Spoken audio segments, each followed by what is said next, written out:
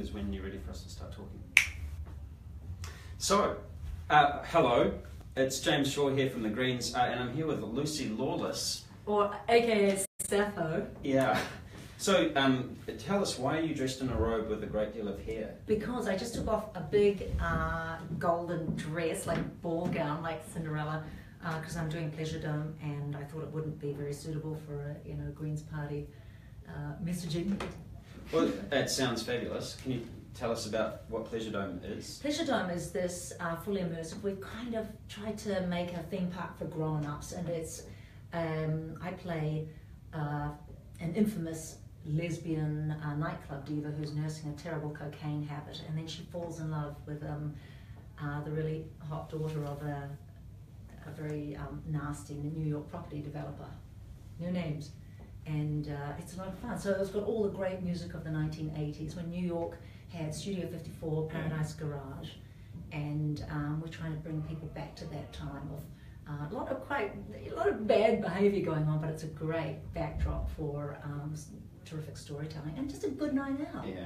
Because everybody's sad at the moment, or working really hard like yourself. You're not sad, but you're working hard, and we want to give Auckland an escape and pressure valve release. Great. It's a good time. Come and dance. So when is it and where is it? It's here in Avondale. It's where we shot a lot of Xena and Ash vs Evil Dead. So you come into Partiki Road. It's right off the motorway, right off Rosebank Road exit, and you go through a subway tunnel and come out into a New York street circa 1984. And there's a working donut shop, and there's a jazz bar, and you can get street food. It's really alive. There's lots of New York characters from that time. And at the just the right moment, you'll be admitted into the Pleasuredome Club, which is right at the end of the street. Right. And that's a whole other experience. I can't wait. I'm really keen to see it. After the election. Yes. Because we're a little bit busy. Well, it starts the day after the election. It starts Sunday night. It starts on the 28th. Oh, no. It starts 28th. I'm sorry. Election's 23rd, right? 21st. I knew that. Saturday, 23rd. What day is it today? Yeah, Saturday. we're at that point now where it's all, I know, it's so good. My life is an entire blur. Yeah, great. Hey, so look, I really thank you for taking the time out from rehearsals to have a bit of a chat with us. Yeah. You have been a huge environmental supporter, an activist for ages now. And it's I think, quite unusual for actors and celebrities in New Zealand, at least, to come out so strongly on those kinds of issues. So why do you feel motivated to go beyond where most people were prepared to go when it comes to that?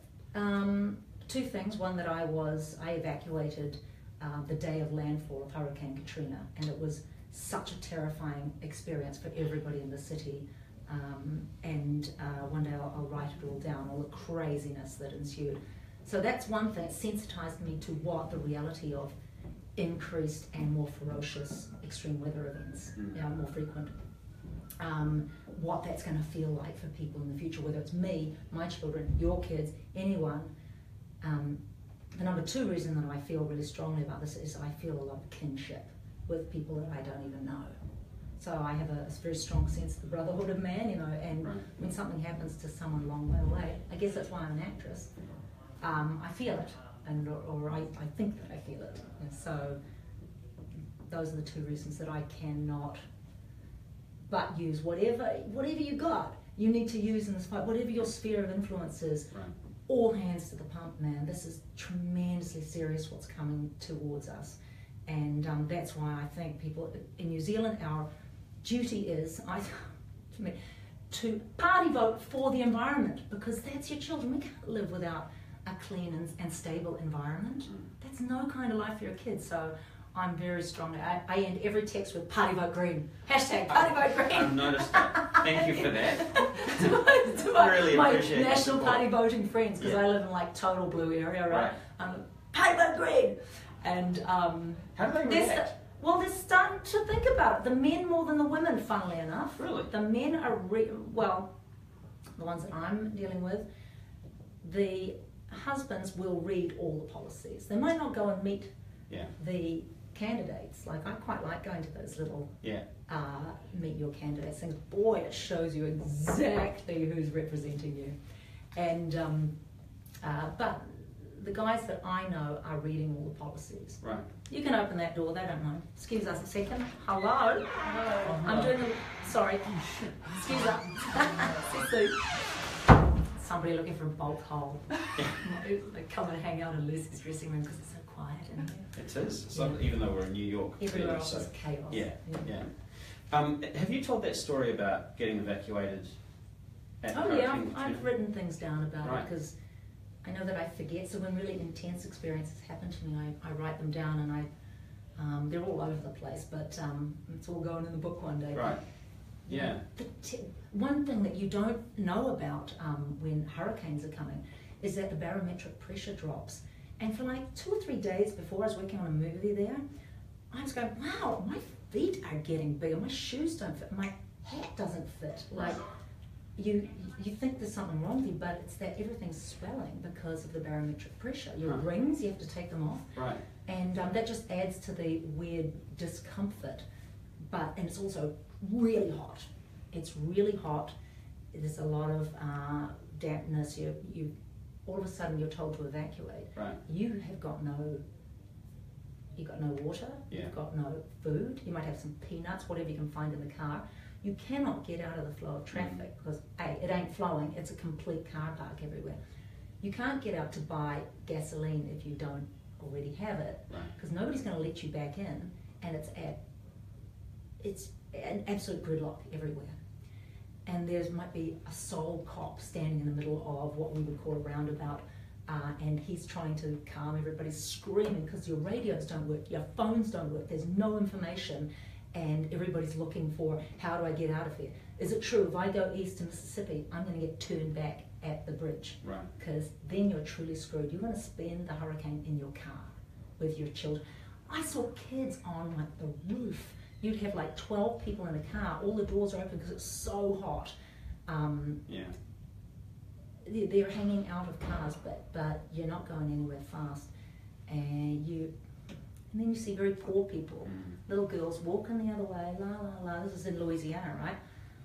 And they've got their little purse on her finger. I'll never forget this little crooked finger. They're walking the other way, totally unconcerned because they got nowhere to go. Their mother's not concerned because she's been through hurricanes before. They don't know this is the big one. Right. So if you finally get to safety, as we did, you know those kids are going to spend 2 weeks on the second-story balcony of their flats because, I mean, it's so catastrophic what happened to people left behind.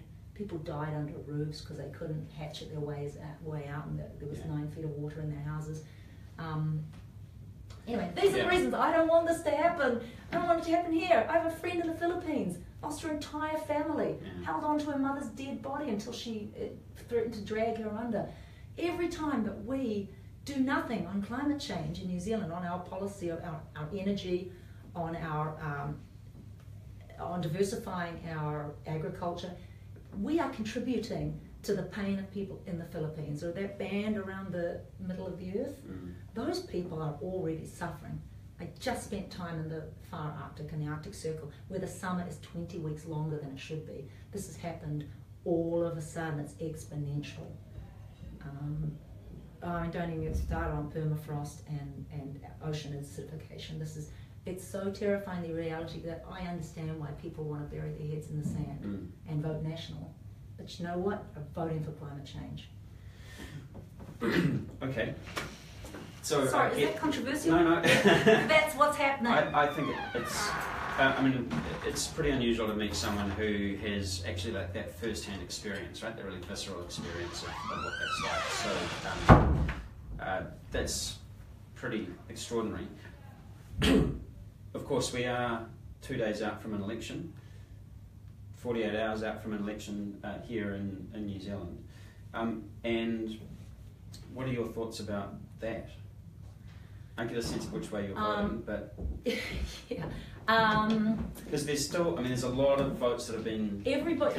There's still a lot of people who have yet to cast their votes. There's still a lot of people who are undecided. Right, every party in the future is going to be significantly greener than they are now, because everything that you guys are talking about one day is going to be de rigueur. It's going to be like, of course, I can't believe people thought that not being net zero was okay. One day, that's going to be just commonly understood as the new normal. But unfortunately, the major parties are slightly dragging the chain. I'm really disappointed if Labour isn't moving assertively in the direction of a green economy. I don't like to see them toning down the words, because there is no time to waste, and we're all responsible for our emissions, our pollution, what we're leaving our kids. I feel like they're a little bit hedging, like that makes them seem too wacky, but actually to me it makes everybody seem wacky not to be moving as early as practicable to a clean green economy.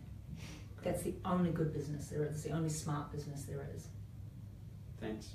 So we've got some people, I think, who have been sending in some text messages and questions. So okay, if you say, wish me happy birthday or how are you, Lucy, I'm not answering that, all right? Don't ask me about my hair. I'm not a hair girl. My appearance is somebody else's job. Okay, so for those who arrived late to the live stream, why are you in a robe? Why am I in a robe? Because I've been I've been doing a dress rehearsal for Pleasuredome, and I didn't think my great big gold ball gown was suitable for this conversation with the leader of the New Zealand Greens Party, James Shaw.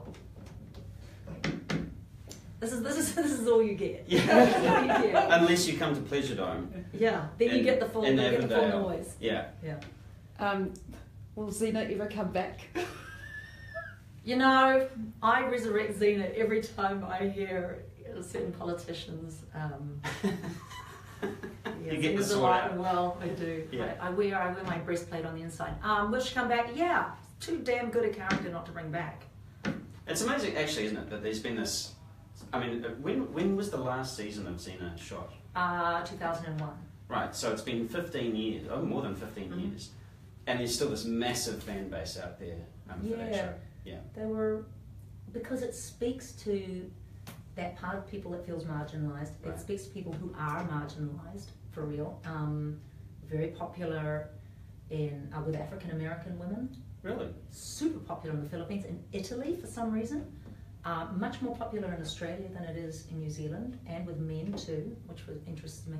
But it speaks to the inner hero, because she wasn't the man with the white hair. Yeah. She was this kind of shady character who was trying to do good. Yeah, she was badass. Yeah. I know a lot of young women who are huge Xena fans, and I think found it quite empowering when they were growing up watching the show.